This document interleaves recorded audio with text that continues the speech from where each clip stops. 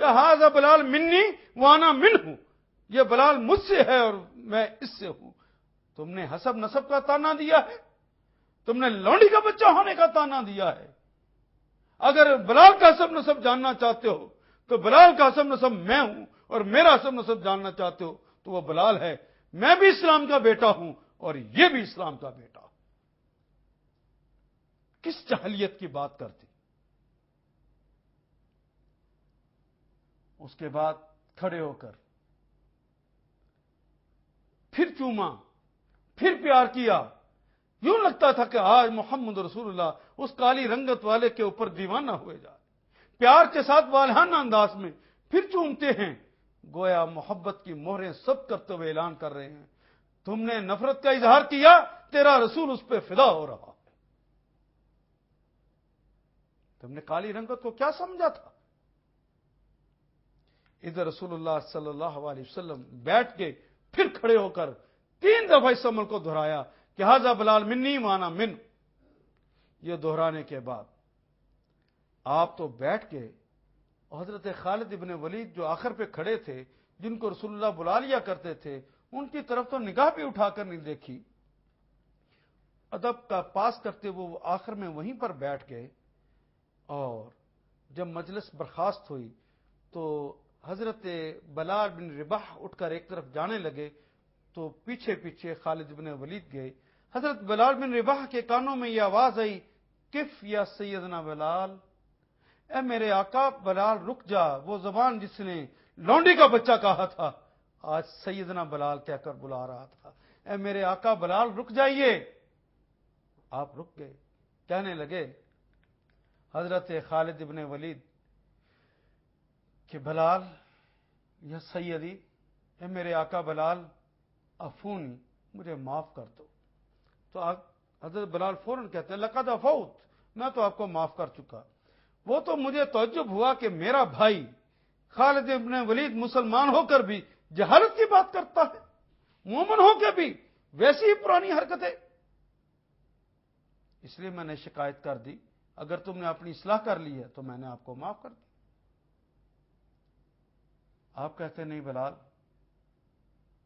تم نے مجھے معاف تو کر دیا، لیکن بڑے گھر کا بیٹا ہونے کا، اپنے خاندان کے غرور اور تکبر کا سودا میرے سر میں سمایا تھا، اپنے حسن اور جمال کا سودا میرے سر میں سمایا تھا، اپنی سرداری کا اور اپنی سپہ سالاری کا سودا میرے سر میں سما گیا تھا، اپنے علم کا سودا میرے سر میں سما گیا تھا۔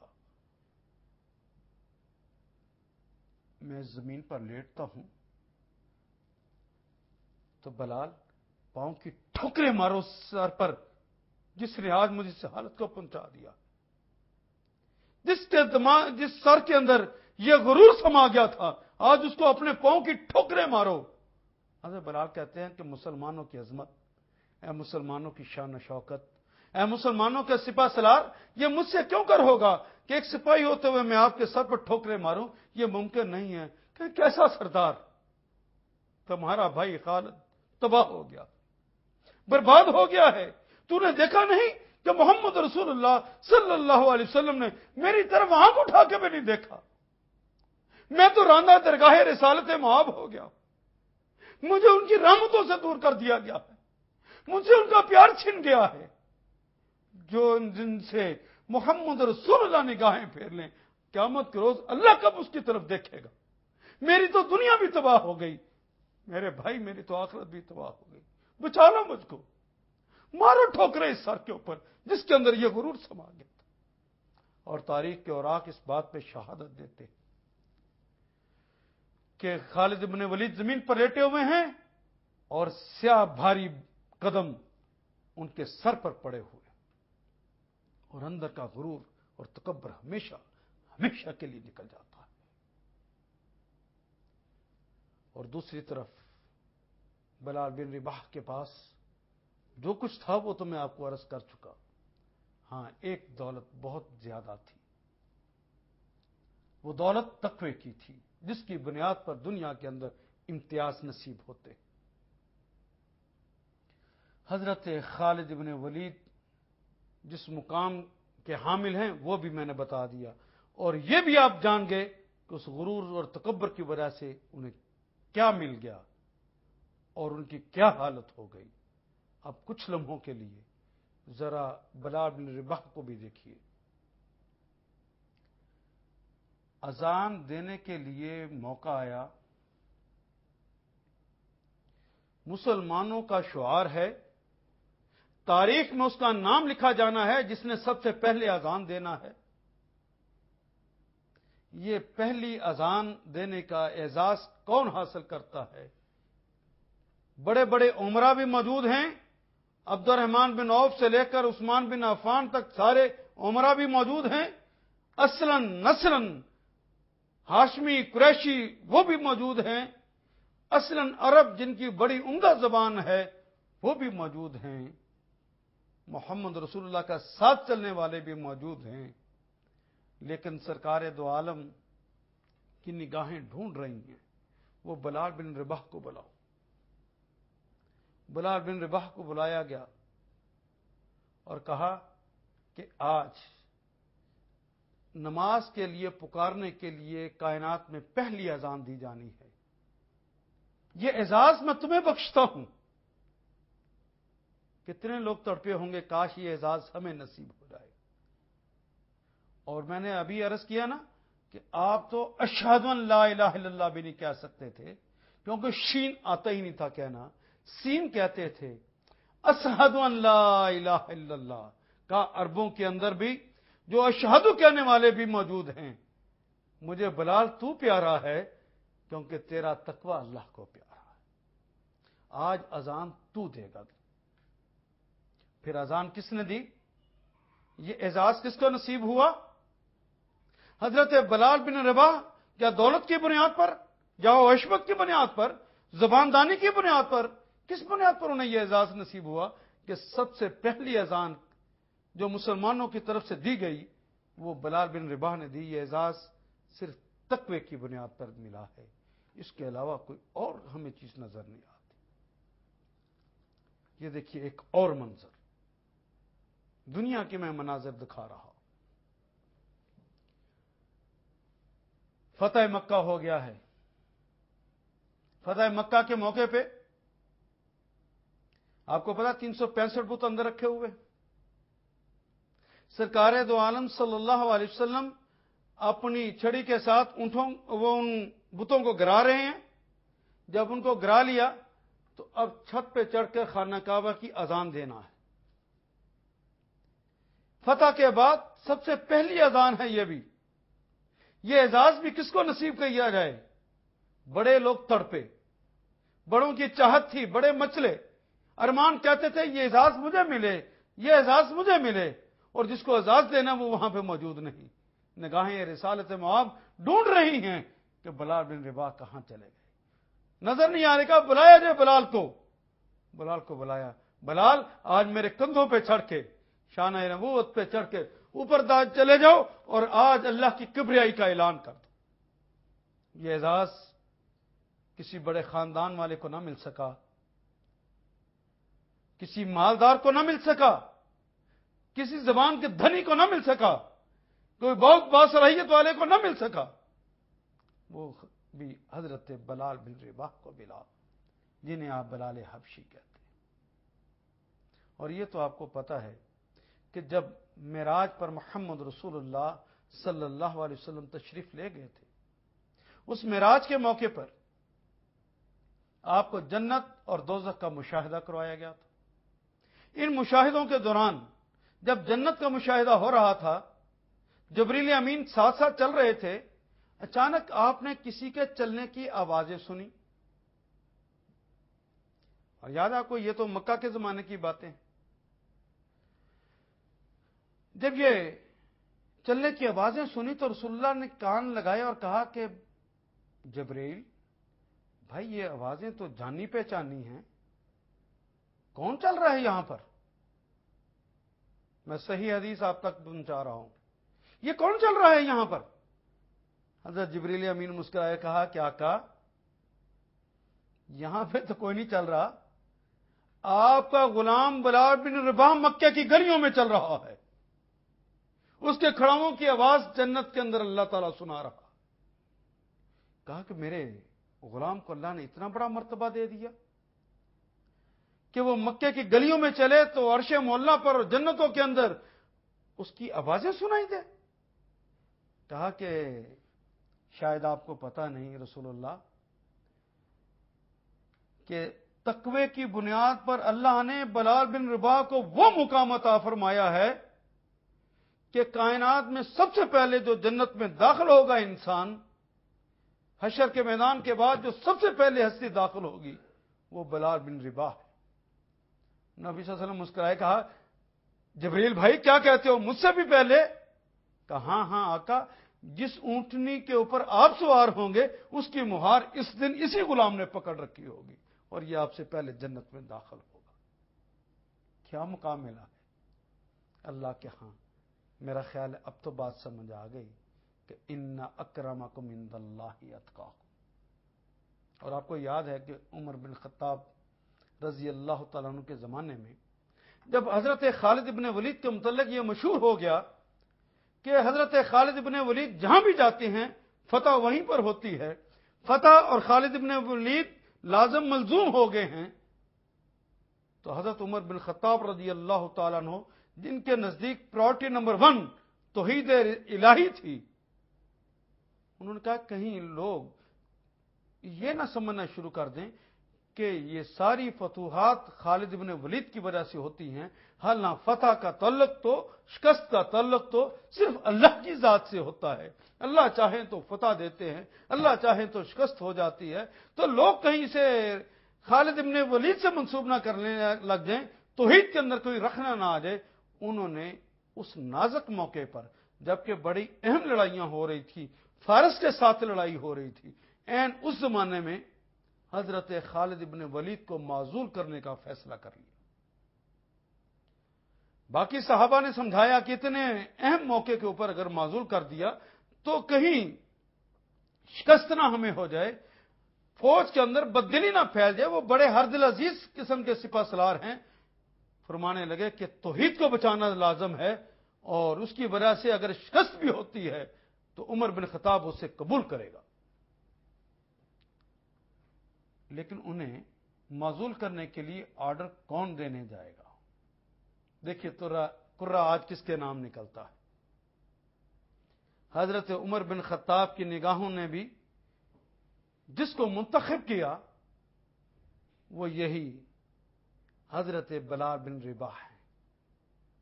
حضرت بلال بن رباح وہاں پہ پہنچتے ہیں اور لوگوں کو بلاتے ہیں، سب کے سامنے اکٹھا کر لیتے ہیں اور ان کے سامنے وہ خط پڑھتے ہیں کہ میں امیر المومنین کے حکم سے اے خالد ابن ولید آپ کو معزول کرتا ہوں اور آپ کو میرے ساتھ دربار خلافت میں جانا ہوگا اور آپ کی جگہ پر عبیدہ بن جراح کو آپ کی جگہ پر جرنیل مقرر کیا جاتا ہے. وہ سپہ سالار مقرر کر دیے گئے. لوگوں کا خیال تھا کہ وہاں بغاوت ہوگی، لوگوں کا خیال تھا خالد ابن ولید شاید انکار نہ کر دیں، لیکن خالد ابن ولید نے اپنی تلوار نکالی اور حضرت بلال بن رباح کے قدموں میں رکھتے ہوئے کہا کہ بلال میں سرنڈر کرتا ہوں، اور جس کو خلافت کے دربار نے کہا ہے کہ وہ سپہ سالار ہوں گے آپ یہ تلوار اس کے حوالے کر دیجئے. تو تلوار اٹھا کر نئے سپہ سالار کو دے دی گئی اور اس کے بعد اپنی پگڑی کو خالد ابن ولید نے کھول لیا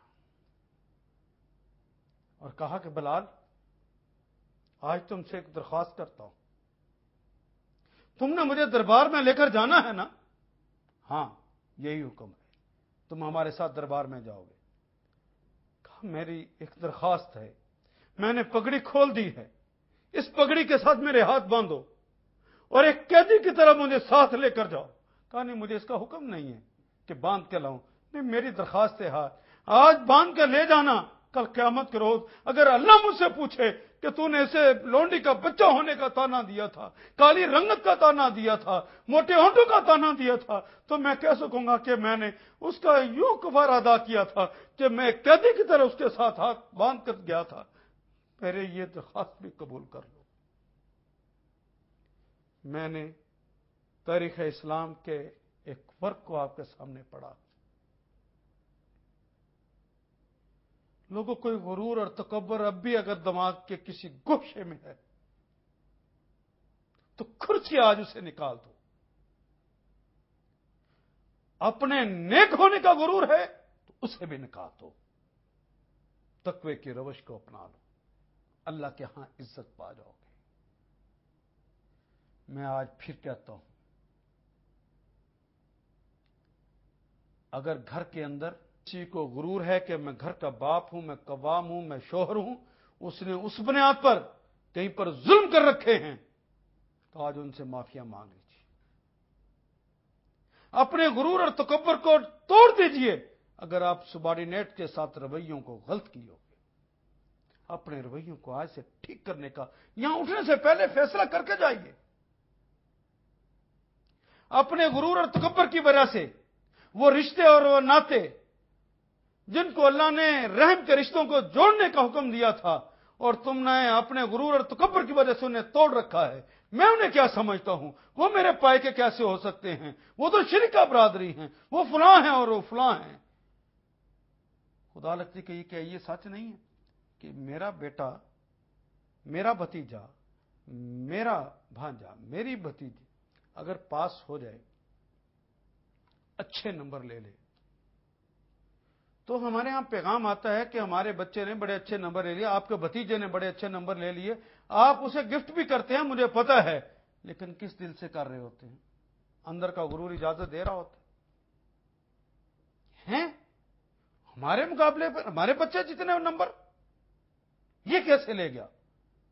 ثابت کرنے کی کوشش کرتے ہیں 2 نمبر کام کیا ہوگا، کب لیے ہیں اس نے؟ لے ہی نہیں سکتا، ذرا پھر پتا کرواتے ہیں، بوٹی مافیا کی ہوگی۔ بھتیجی کا رشتہ اچھی جگہ آ جائے کیا حالت ہو جاتی، مانتے بھی نہیں اور چاہتے ٹوٹ جائے ہماری بیٹی کا وہاں پہ ہو جائے۔ یہ اس غرور تکبر نے اتنے گندے درجے پر پہنچا دیا۔ نیک لوگوں کی بھی بات کروں، انہیں کہا جائے کہ جب یہ کہا گیا اللہ نے کہ جو رحم کے رشتے ہیں جو تم سے ٹوٹتے ہیں ان سے جڑو، تو کہتے میں تو نہیں نہ ٹوٹتا، ساری غلطی تو بہن کی ہے، ساری غلطی تو بھائی کی ہے، ساری غلطی تو بھتیجے کی ہے، ساری تو میری کزن کی غلطی ہے، میری تو کوئی غلطی نہیں۔ یہی تو تمہیں کہا گیا تھا کہ اگر جو تم سے ٹوٹتے ہیں، ظاہر ان کی غلطی ہے تو ٹوٹتے ہیں نا، وہ ٹوٹتے ہیں ان سے جڑو، یہ رب کا حکم ہے۔ لیکن کون چیز ہے جو روکتی ہے سوائے اس غرور اور تکبر کے؟ جائیے آج جا کے انہیں منا لیجیے۔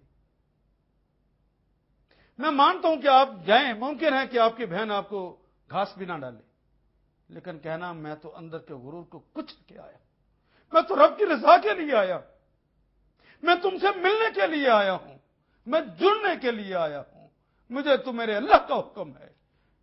اب میں نے اندر کے غرور کو توڑ دیا ہے، جا کے آج صلح کر لیجیے، منا لیجیے انہیں۔ آپ کا غرور اجازت نہ دے تو غرور کو کچل دیجیے اور جائیے جا کے منائیے انہیں۔ اللہ آپ کا حامی و ناصر ہو۔ میں اس آیہ کریمہ کو پھر پڑھتا ہوں، تنہائیوں میں بھی آپ پڑھیے اس آیہ کریمہ کو اور پھر دیکھیے میرے اندر کون سا غرور ہے، اور اس غرور کی یہاں سے ہی مثال لے لیجیے کہ اس کو اللہ نے کس طرح توڑا۔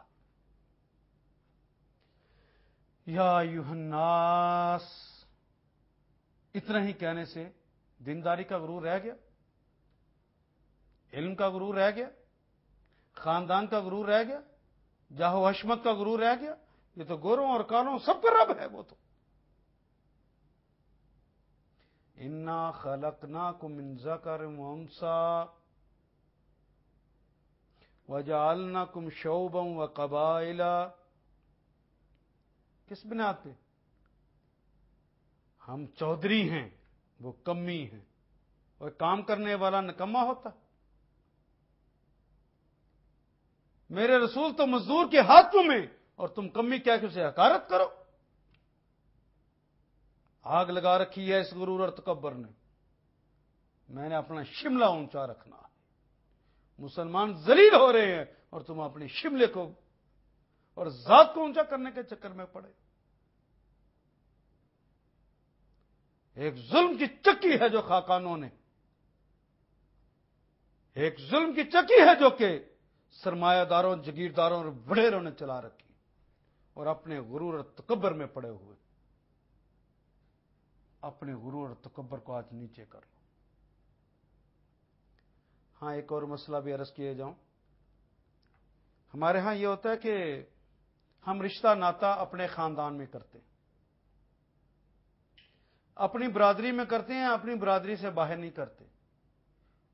لوگوں، مسلمانوں کی برادری اس وقت بنتی ہے جب لا الہ الا اللہ کہتے ہیں تو سب مسلمان ہیں. یہ نام جو برادریوں کے رکھے گئے ہیں صرف تعارف کے لیے. کسی بھی مسلمان لڑکے کا کسی بھی مسلمان لڑکی کے ساتھ شادی ہو سکتی ہے. ہاں، جو احتیاط کہی ہے اس کو ضرور محلوظ خاطر رکھا جائے.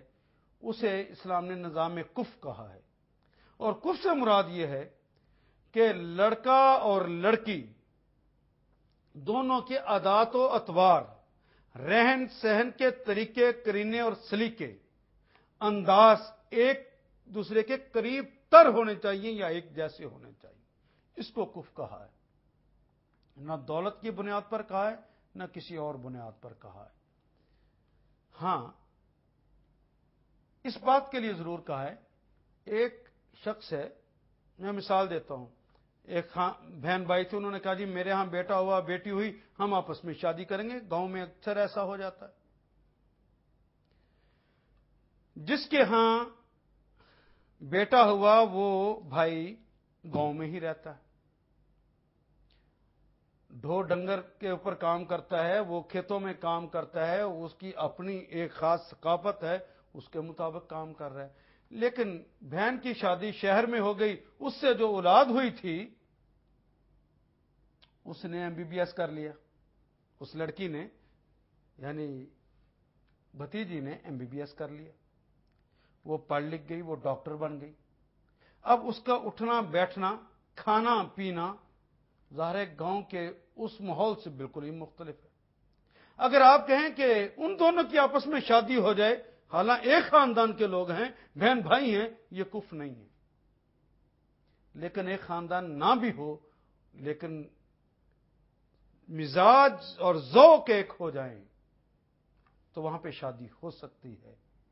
دین کا تقاضا یہ ہے کہ یہ برادریوں کی دیواروں کو یہاں سے گرا دیا جائے، اور جہاں کفر نہ ہو وہاں برادری کے ہوتے ہوئے بھی اسلام نہیں چاہتا کہ وہاں اللہ میرا اور آپ کا حامی و ناصر ہو. وما علینا الا البلاغ.